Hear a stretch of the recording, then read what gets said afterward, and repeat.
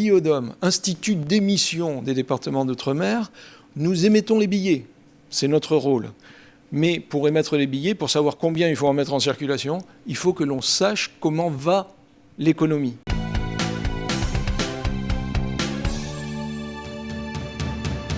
Nous sommes réunis aujourd'hui parce que nous sortons officiellement notre étude annuelle, c'est le rapport annuel économique de l'IODOM de 2025 sur la Guadeloupe.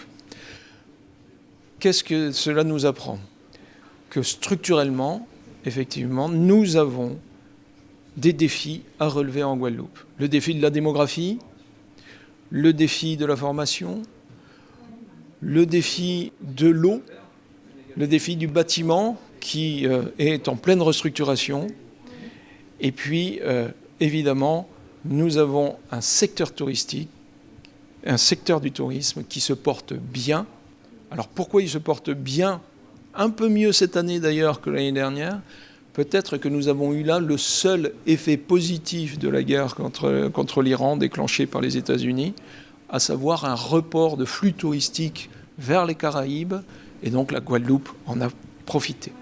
Pour le secteur du BTP, ce qu'on note, c'est quand même que pendant un certain temps, on avait un nombre important de chantiers, ou une dynamique qui était assez forte, notamment avec les chantiers récents autour de l'hôpital et d'autres. Et cette dynamique s'est progressivement essoufflée.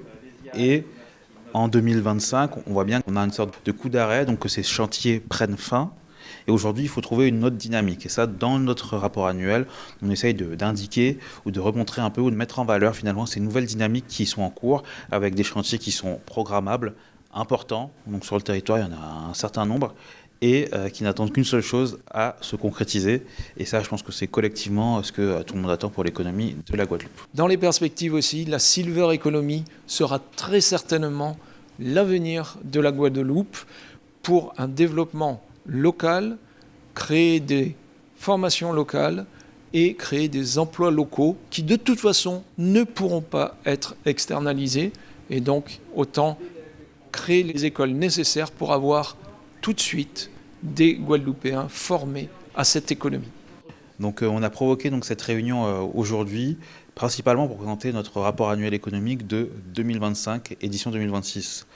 Principalement dedans, les informations portent à la fois sur la conjoncture, donc ce sont des éléments selon le secteur, que ce soit le BTP, le tourisme ou des éléments plus macroéconomiques. Et de l'autre côté, on oppose ça à des éléments plutôt structurels. On va prendre le cas, par exemple, d'une analyse de la population sur 10 ans, 20 ans, ou encore une analyse du secteur bancaire sur, pareil, 10 ans, 5 ans ou 20 ans. Comme ça permet à chacun d'avoir un peu cette vue globale sur l'état de l'économie et ces différents strates. Pour chacun d'entre nous, qu'est-ce que ça veut dire? Ça veut dire qu'aujourd'hui, nous consommons autant, nous n'avons pas de problématique de flux et d'apport. Ça, c'est extrêmement important. Notre chaîne logistique est solide. Et les enjeux qui ont eu lieu dans la guerre d'Iran ne nous impactent pas à ce niveau-là. Là où ils vont nous impacter un petit peu, et on a déjà ressenti cet impact sur le prix de l'essence, qui a augmenté graduellement et qui va refluer graduellement lorsque le conflit va être réglé, et nous l'espérons le plus rapidement possible. Enfin, le chômage a diminué sur l'année 2025. Ça veut dire quoi? Ça veut dire qu'il y a eu un peu plus d'emplois globalement pour les Guadeloupéens sur le territoire, même si, il faut souligner, il reste à un niveau très élevé et nous devons encore faire des efforts et de formation sur le territoire et d'emploi, créer de l'emploi privé. Mais pour créer de l'emploi privé, il est nécessaire de soutenir les entreprises et de soutenir notamment les entreprises qui créent de la valeur. On pense aux industriels locaux, mais on pense aussi aux agriculteurs. Il y a beaucoup de perspectives dans l'agriculture. Et puis, les commerçants sont majoritaires sur notre territoire et ils emploient beaucoup de gens. L'IODOM, Institut d'émission des départements d'outre-mer, nous émettons les billets. C'est notre rôle.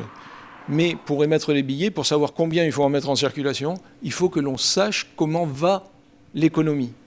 eh bien, notre rôle, c'est d'observer l'économie et de cette observation, nous en tirons un rapport annuel que nous partageons avec l'ensemble des Guadeloupéens pour qu'ils aient les bons repères économiques.